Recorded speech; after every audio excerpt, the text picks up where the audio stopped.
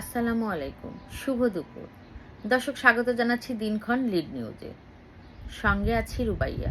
আমাদের আজকের বিষয় ভারতের ককরোচ জনতা পার্টি, আমাদের সরকারি সাধুর সাবধান। লিখেছেন ব্রহ্মজ্ঞানী সত্যকাম। চলে যাচ্ছি বিস্তারিত সংবাদে। ককরোচ জনতা পার্টি বা সিজেপি মাত্র 7 দিন বয়সী ভারতের পলিটিক্যাল স্যাটার মুভমেন্টের এই দলটি এখন উপমহাদেশের 200 কোটি মানুষকে নাড়িয়া দিয়াছে। 30 বছর বয়সী প্রতিষ্ঠাতা অভিজিৎ দীপ মাত্র 5 দিনে প্রায় 2 কোটি জেনজি পাবলিককে কানেক্ট করিবার মাধ্যমে কেবলমাত্র ভারতীয় উপমহাদেশের পলিটিক্যাল মিথ ভাঙিয়া ফেলিয়াছেন তাহাই নহে, বিশ্ব রাজনীতির একাডেমিক ফরম্যাটেও নিশ্চিত জায়গা করিয়া লইবে। মোদির দল ভারতীয় জনতা পার্টির ইতোমধ্যে ককরোচ জনতা পার্টির এক্স হ্যান্ডেল বন্ধ করিয়া দিয়াছে। ভারতীয় নিরাপত্তা মেশিনারিজ এই গ্রুপ বা দলটিকে জাতীয় নিরাপত্তা হুমকি বলিয়া চিত্রিত করিতে ব্যস্ত। সদস্যদের 45% পাকিস্তানি বলিয়া দেখাইবার চেষ্টা চালাইতেছে। প্রতিষ্ঠাতা অভিজিৎ অবশ্য তথ্য দিয়াছে যে পার্টির সদস্যদের 95% ভারতীয় জেনজি।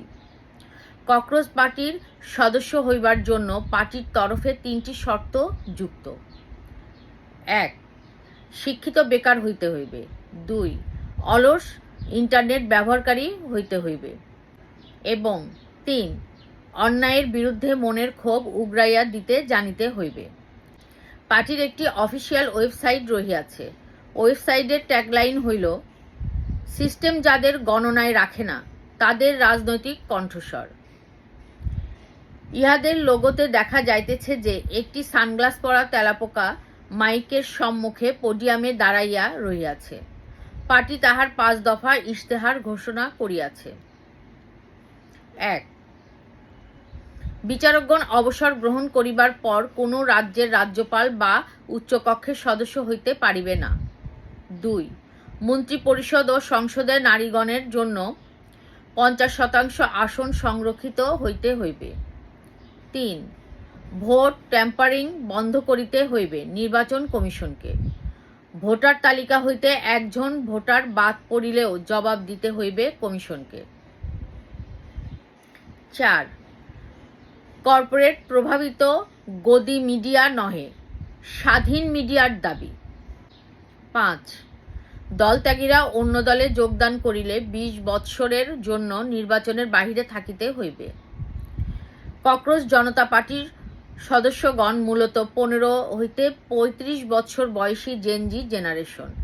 পার্টির নির্বাচনী প্রতীক হইল মোবাইলের ভিতরে একটি ককরোচ। পার্টির পক্ষ হইতে প্রশ্নপত্র ফাঁসের ঘটনাকে কেন্দ্র করিয়া ইতোমধ্যে ভারতীয় শিক্ষামন্ত্রীর পদত্যাগের দাবি জানানো হইয়াছে। পার্টির প্রতিষ্ঠাতা অভিজিৎ অবশ্য বাংলাদেশ না নেপালের মতো করিয়া জেনজির আন্দোলন হইবার সম্ভাবনা নাকচ করিয়াছেন। তিনি ভারতীয় সংবিধান সমুন্নত রাখিয়া গণতন্ত্রকে শক্তিশালী রাখিতে রাষ্ট্রীয় সংস্কারকে সম্মুখে আনিয়াছেন। এই নিবন্ধের মূল বিষয়বস্তু ককরোচ পার্টি নয়। মূলত ককরোচ পার্টির প্রসঙ্গ উত্থাপিত হইয়াছে উপমহাদেশের জেনজির মানসিক ও রাজনৈতিক চিন্তাকে বোঝাইবার উদ্দেশ্যে। জেনজির পলিটিক্যাল টিগার এবং কমিউনিকেশন বিল্ড আপ কতটা আকস্মিক ও স্বল্প সময়ে সংগঠিত হইতে পারে তাহার একটি উদাহরণ এই ককরোচ পার্টি। বাংলাদেশ, ভারত, পাকিস্তান, নেপাল, শ্রীলঙ্কার জেনজি প্রজন্মের মানসিকতা নিজ নিজ রাজনৈতিক প্রেক্ষাপট ও সাংস্কৃতিক প্রভাবে লক্ষ্য উদ্দেশ্য কিছুটা ভিন্নতর হইলেও খুব বেশি পার্থক্য ঘটিবে বলিয়া মনে হয় না। ভারতীয় প্রধান বিচারপতি জেনজির ককরোচ বলিয়া মন্তব্য করিয়াছিলেন চলতি মাসের 15 তারিখে। তাহার প্রতিবাদে ককরোচ পার্টি প্রতিষ্ঠিত হইয়াছে 16 তারিখ। 17 তারিখে বিচারপতি তাহার বক্তব্যে ব্যাখ্যা দিয়াছেন, কাজ হয় নাই। 21 তারিখে পার্টির সহিত যুক্ত হইয়াছে প্রায় 2 কোটি মানুষ, যাহারা সশরীরে কেউ কাহারও পূর্ব পরিচিত নহে। 21 তারিখে প্রশ্নপত্র ফাঁসের ঘটনায় মন্ত্রীর পদত্যাগ চাহিয়াছে পার্টি। আরও 22 তারিখে নিষেধাজ্ঞা উপস্থিত হইয়াছে মোদির তরফ হইতে। কিন্তু পার্টিকে থামানো যাইতেছে না। একটা বিষয় তো পরিষ্কার, জেনজি রাগ করিলে ভালো বা মন্দ কিছু একটা ঘটাইবার ক্ষমতা রাখে। ইহারা অশ্লীল গালি দেয় না, কিন্তু অধিকাংশই সঠিক সিদ্ধান্ত নেয়। ইহারা ন্যায়পরায়ণ, কিন্তু ব্যঙ্গাত্মক রসবোধে সমৃদ্ধ।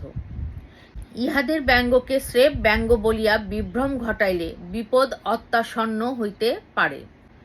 ইহারা দলবদ্ধ নহে, কিন্তু সকলের সহিত কানেক্টেড।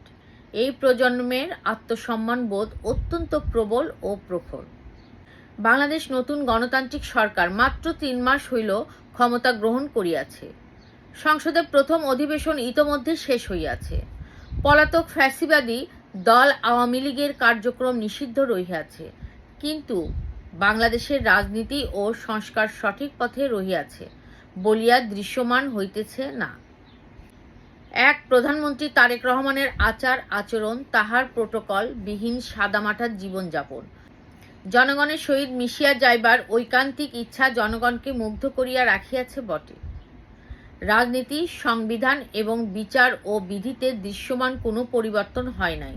এমনকি গণতান্ত্রিক সরকার ক্ষমতা গ্রহণের পূর্বে রাষ্ট্রপতি অপসারণ হইলে সাংবিধানিক সংকট ঘটিত, কিন্তু সে সংকট কাটিয়া যাইবার পরেও তাহাকেই চক্ষের সম্মুখে রাখিয়া দেওয়া হইয়াছে।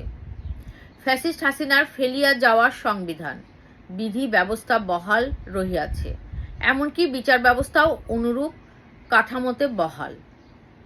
সেনাবাহিনী, র্যাব, পুলিশ, সিভিল অ্যাডমিনিস্ট্রেশন সবাই যেন সেই সময়েই দাঁড়িয়া রহিয়াছে।